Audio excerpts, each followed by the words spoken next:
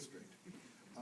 I do want to say I've gotten to know the board a lot better, having worked with you. Dr. McNamara, believe it or not, are colleagues at the district office, and I do like you.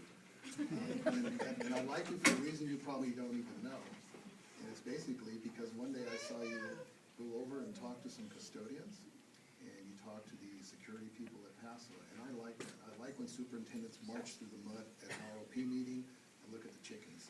But having said that, and Mr. Gearhart, maybe I can be of assistance to you later. I do also work at Cal Poly in the science and math department as a consultant, so when you get to that point, maybe I'll put myself on the line with you as well. I'll talk with you. Since my retirement, Mark Twain said, if you don't toot your own horn, somebody use it as a spittoon. I'm not up here to toot my own horn, but I did help with the educational part of this charter tonight. I'm the acting executive director, which means when the charter school, if it's approved, will hire a director to take my place. I'm not sure if I'm here to try to change your mind, because the vote probably has already been made up, but maybe to get you to continue thinking about education of the kids in this community. I live at 72 Navajo in Paso Robles. It's behind the market down by the river. There's River Bluff, Riverside, and I guess I live in River Bed. After, if it's just denied tonight, I'll go back with the homeless by the river. But I'm a resident here. I've been in this county for 19 years. I have children in this community. I have a granddaughter who lives here who will be attending our schools.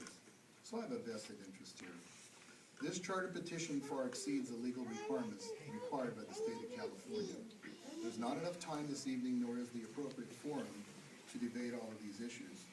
In my opinion, the recommendation of denial is based on the loss of funding that the district will incur if this charter petition is approved, and I understand that.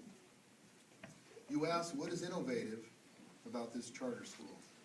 It is not a technology academy, nor a magnet school. It's a school where effective teaching and learning will take place.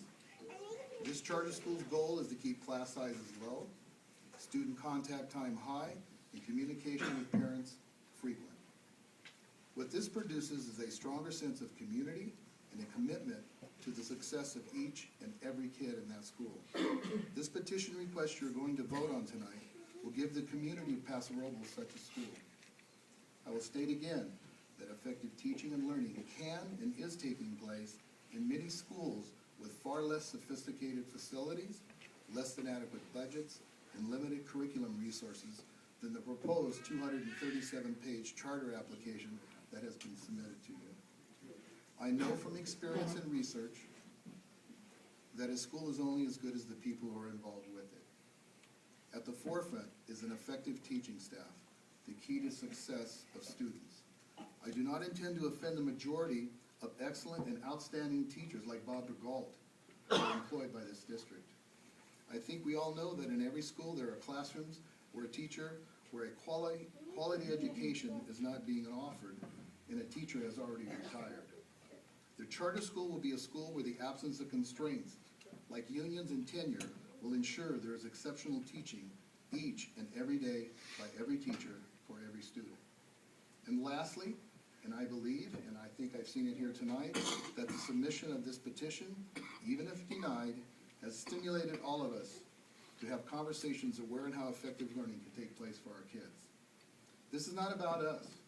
It's about giving parents a choice and a voice in their children's public school education. It's about the class of 2028 that are sitting on the laps of these parents here tonight. If I have the time, Debbie, you read from something you pulled out of the archives, and I have something about a kid who wrote to me in 1974 when I was teaching science, before some of these people were even born in this room. They locked me in a room with kids. 30 kids and locked in a room for 37 years.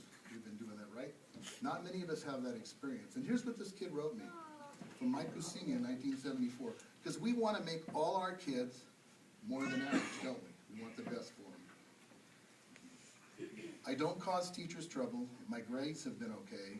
I listen in my classes, and I'm in school every day. My teachers think I'm average. My parents think so too. I wish you didn't know that, because there's lots I'd like to do. I'd like to build a rocket. I have a book that tells you how. Or start a stamp collection. Well, no use in trying now. Because since I found I'm average, I'm just smart enough, you see, to know there's nothing special that I should expect of me. I'm part of that majority, that hump part of the bell, who spends his life unnoticed in an average kind of hell. And we had a reunion at Roland High School where I taught for 17 years, and those kids are 48 years old now. Okay? So thank you very much tonight. It was nice getting to meet